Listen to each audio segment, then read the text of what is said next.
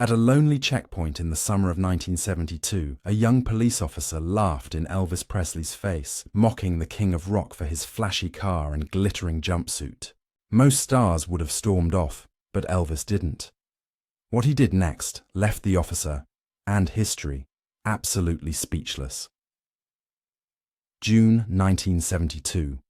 The Tennessee night was heavy with heat, the kind that clung to your skin and slowed the world down.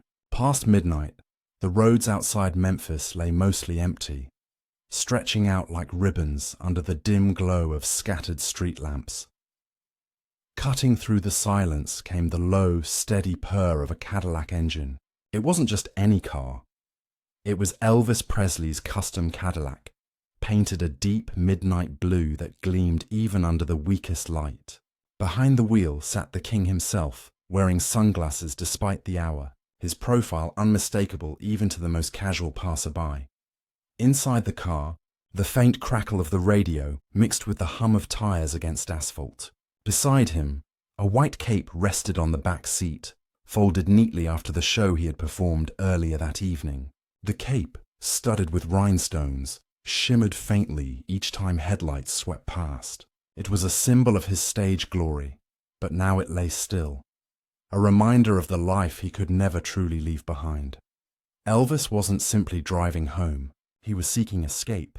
For all the lights and ovations, fame carried its own suffocating weight. Tonight, the road felt like his only refuge, a chance to be alone, away from the noise, away from the endless questions of fans and the sharp eyes of the press. Then, suddenly, the calm broke. Red and blue lights flickered in his rearview mirror. A siren wailed once, short and sharp, slicing through the still night. Elvis's hands tightened slightly on the wheel as he slowed. He wasn't speeding. He hadn't run a light. Yet here he was, being pulled over like any ordinary man. The Cadillac rolled to a gentle stop on the gravel shoulder. The engine idled softly, its vibration humming beneath the silence that followed. In the distance, cicadas screamed into the night. Elvis glanced once more at the lights flashing behind him, and then reached into the console for his registration papers.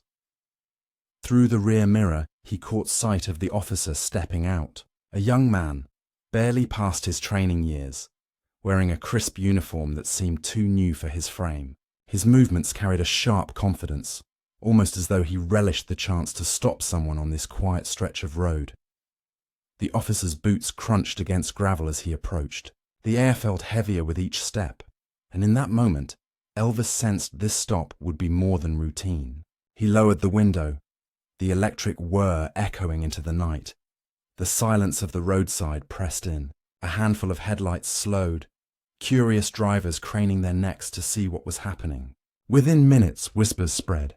Some realized who was behind the wheel of that Cadillac. They parked, leaving their cars on the shoulder, stepping into the night air. A small crowd began to gather, their faces glowing with curiosity. Elvis, calm but alert, leaned back slightly, his sunglasses hiding his eyes. His fame couldn't shield him here, out on this stretch of Tennessee highway, under the glow of patrol lights. He wasn't the king of rock and roll. He was just another man, about to face something unexpected. And with that, the story truly began. What would you expect if you were pulled over in his place? The officer leaned into the window, his flashlight beam sweeping across the Cadillac's interior. It caught the rhinestones on the folded cape, scattering tiny sparks of light across the dark leather seats. He smirked, lowering the beam until it rested on Elvis's face. "So, the king himself," he said, his voice dripping with sarcasm. "Out here playing dress-up?" Elvis said nothing.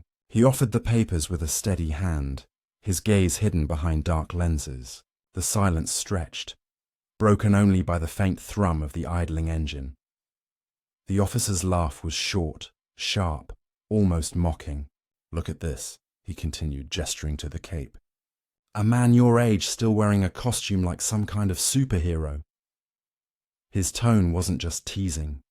It was laced with disdain, the kind that cuts deeper than simple words. Elvis's jaw tightened. He had heard every insult a performer could hear, critics calling him vulgar, church leaders calling him sinful, newspapers speculating about his decline. But this moment felt different. It wasn't shouted from a stage or printed in black ink. It was face to face, personal, a stranger's power pressed against his dignity. Fans who had begun gathering along the roadside leaned closer, whispering nervously. A few gasped as the officer raised his voice just enough for them to hear. You think flashing sequins makes you important? You think driving a shiny car makes you above the law? Each sentence was another spark thrown toward dry kindling. The crowd shifted uneasily, unsure how Elvis would respond. A woman in the back clutched a ticket stub from his last show, her voice trembling as she asked, "Why is he talking to him like that?" Elvis remained still, fingers tapping once on the steering wheel. He didn't lash out. He didn't give the man the satisfaction of a heated reply. Instead, he waited, letting the officer's words hang in the humid night air. The young policeman seemed emboldened by the silence. "Maybe you're just a has-been," he sneered. "A washed-up singer clinging to old costumes." His laugh carried over the crowd, sharp and cruel, echoing louder than it should have on that lonely stretch of road. The onlookers grew restless.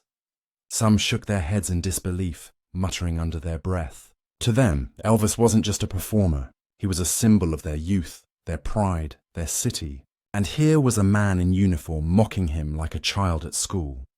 The tension thickened. Each word from the officer chipped away at the fragile balance of the moment. For the fans, it was unbearable to watch. For Elvis, it was a test of patience, of pride, of restraint. His calm expression gave nothing away. But deep inside, he faced a choice. Would he swallow the insult and drive on, or would he find another way to answer the laughter? The night waited. The crowd waited. Even the cicadas seemed to fall quieter, as if sensing the weight of what hung in the air. Mockery had followed him all his life. But here, under flashing patrol lights, it wore a uniform. And that changed everything. Would you lash out, or stay silent under ridicule? The young officer leaned closer, his shadow spilling into the Cadillac. His voice rose, carrying over the gathered crowd. "Maybe I should write you up for disturbing the peace," he said, the words more threat than law. The fans stiffened. A man in the back whispered, "Is he really going to arrest Elvis Presley?" The thought rippled through the group like a chill. Elvis stayed still, but the silence around him grew heavy. Each second dragged like an eternity. Every fan who had pulled off the road now felt the weight of the officer's tone. This was no longer routine. This was a contest of pride. The officer tapped his flashlight against the door, smirking as he said, "All these people think you're some kind of legend, but to me, you're just another man who thinks fame makes him untouchable." His words bit deeper with each syllable. The crowd murmured. A few fans stepped closer, straining to see. Their whispers mixed with the hum of the Cadillac engine, building into a nervous chorus. Some clutched old concert programs, as though holding on to proof that the man in the car was more than the insult suggested. Elvis could feel their eyes on him. The responsibility was suffocating. If he lost his temper, the story would twist into scandal by morning. If he stayed silent, he risked looking powerless. It was a knife's edge. One wrong word and everything could topple. A young boy, no more than 12, tugged at his father's sleeve. "Why's the policeman being mean to Elvis?" he asked, his voice innocent yet piercing. The question lingered in the night air, unanswered, a reminder of what was at stake. The officer seemed to revel in the attention. He spoke louder, his laugh carrying. "Do you really think the world will still remember you in 10 years?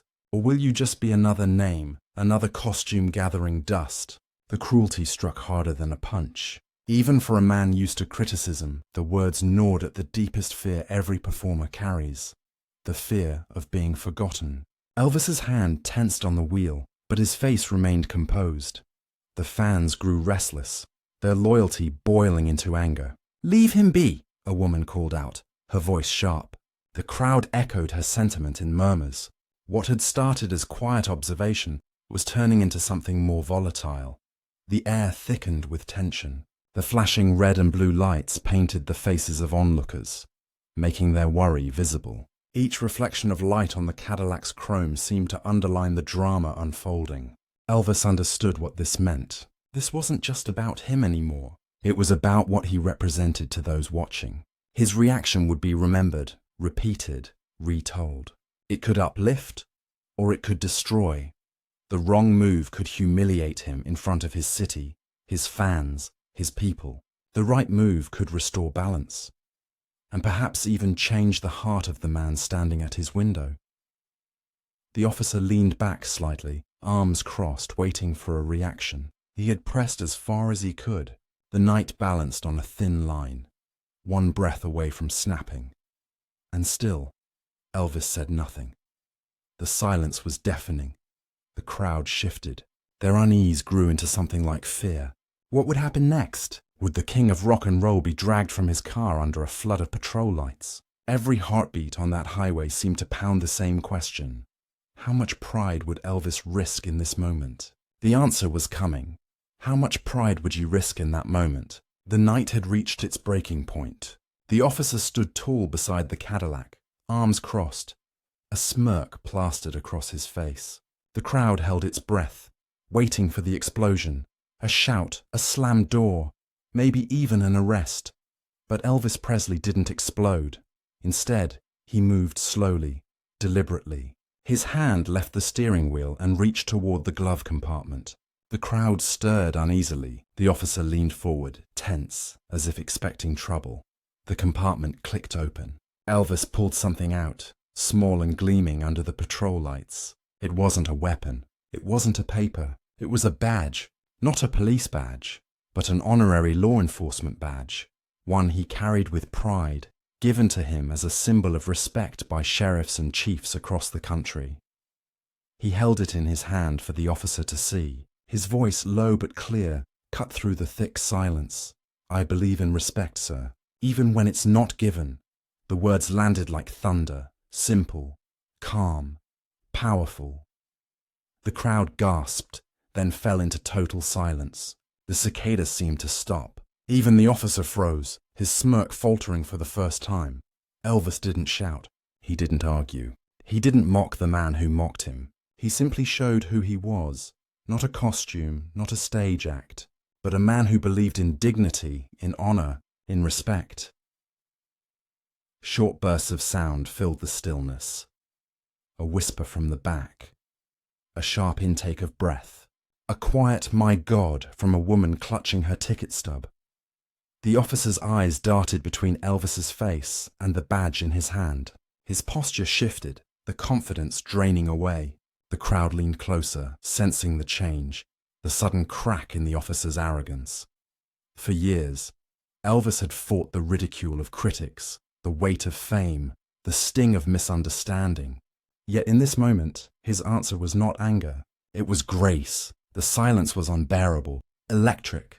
Then a fan near the front shouted, "That's the king!" The cry broke the stillness and cheers erupted behind it. Applause rolled down the roadside like thunder, echoing against the night.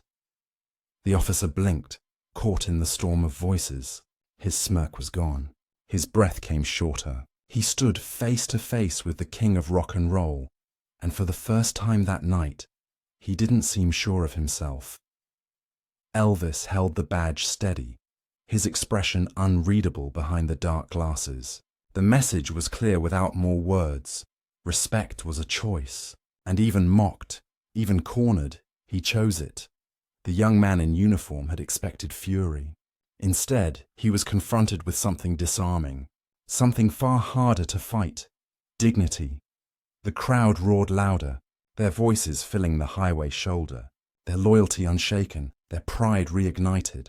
What began as humiliation turned into something else entirely, and in that moment, the story shifted forever.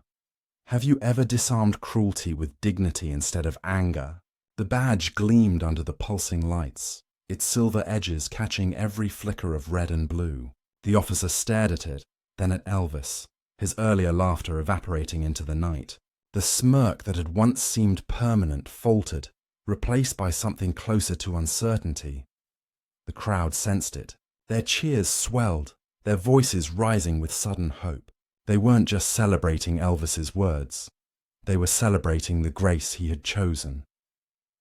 Elvis leaned forward slightly, the badge still in hand, and said nothing more. His silence carried more weight than any argument ever could. The officer shifted uncomfortably, his arms falling from their proud cross to hang awkwardly at his sides. Fans pressed closer to the roadside, their faces glowing with admiration. One woman whispered, "Only Elvis would handle it this way." Another man, older, murmured, "That's why he's different. That's why we love him." The young policeman swallowed hard. His confidence was unraveling before everyone's eyes. The lines he had practiced, the barbs, the mockery, had lost their power. Against Elvis's calm dignity, they crumbled. Finally, Elvis extended his hand. It wasn't a grand gesture, just a simple offering, a choice. The officer hesitated, frozen by pride, then slowly reached out. Their hands met in a brief handshake, the leather of Elvis's glove brushing against the officer's palm. The crowd erupted. Cheers broke into applause, the sound rolling across the highway like a wave. Some shouted his name. Others simply clapped until their hands stung. A boy in the back jumped up and down, yelling, "He shook his hand! He shook his hand!" The officer's face flushed. He looked out at the people gathered. Dozens of eyes fixed on him, not with judgment, but with expectation. Respect had been offered. Now it was his turn to accept it. By the end of the exchange, the arrogance was gone. The same young man who had mocked Elvis minutes before now found himself asking for something unexpected. His voice was quieter, almost shy. "Mr. Presley, would you mind giving me an autograph?" The request sent another ripple through the crowd. Gasps, laughter, cheers. What had started in ridicule was ending in admiration. Elvis gave a small nod, reaching for the pen and paper offered by a nearby fan. He signed with a flourish, handing it back without a word. The crowd roared again, their pride restored, their faith in the king reaffirmed. The transformation was complete. A moment that had teetered on the edge of humiliation turned instead into triumph. Not by force, not by anger, but by kindness. And for the fans who stood there that night, it became a story they would tell forever. Can kindness flip an enemy into an ally? By morning, whispers of the midnight encounter had spread across Memphis. Stories passed from diner counters to factory floors, each version carrying the same heart. Elvis Presley had answered mockery with grace. Local radio stations began to share it. A caller phoned in, claiming she had stood on that highway shoulder, clutching her ticket stub as proof. Her voice cracked as she said, "I saw him. He could have crushed that officer with anger, but he didn't. He chose respect." A bootleg cassette surfaced weeks later, not of music, but of fans recounting the moment in hushed tones, the hiss of tape underlining their awe. "He held out that badge," one voice said, "and everything went quiet. Even the officer, once so cocky, changed." Months later, he was spotted at a charity event wearing a small TCB patch on his jacket. No announcement, no speech, just a quiet acknowledgement of the night that had humbled him. For Elvis, the story became another thread in the tapestry of his legend. Newspapers wrote about it with curiosity, and fan clubs carried it like gospel. To them, it wasn't just another roadside tale. It was proof that the king's greatest power wasn't just his voice, it was his character. Decades later, at a Memphis museum, a plaque was mounted. It didn't name the officer. It didn't describe the confrontation in detail. It simply read, "Respect given, respect earned." Visitors paused, reading the inscription, and wondered what it meant. For those who had been there, no explanation was needed. They remembered the lights, the silence, the badge shining in the night. They remembered how laughter turned into respect. And they remembered how, once again, Elvis Presley turned a moment of doubt into something unforgettable.